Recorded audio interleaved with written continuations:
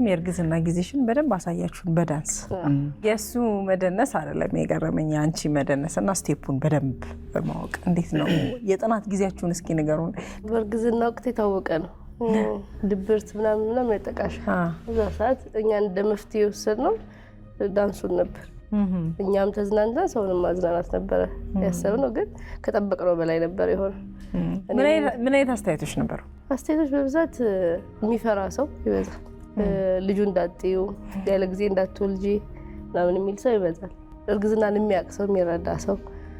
ይፈራ ነበር በጣም ልጁ እንዴት ነው እየደነሰ የወጣ ይመስለኛል አስቸግሮ ነበር ተመችቶት ነበር ግን ያንን ኮምፕሌን በምንድነው ያጣጣነው እኛ እናቶቻችን ቁጭ አይሉ ቅጠል ሸከማ ድረስ ይሄዳሉ ላይ ድረስ ተሸክሙ ይሄዳሉ እርግዝናን ማርከሳቸው አይደለም አይደል ህይወታቸው ስራ ላይ ናቸው እየሰሩ ነው የሚወልዱትና ብዙ እናቶችም እንደዛ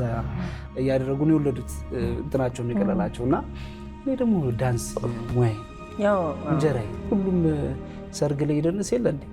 እርጉዝ ሆና እኮ ሰርግ ላይ ታይታለሽ የልጇ ልደት ላይ ምናምን በቃ አለ እሱ ሲያደርገው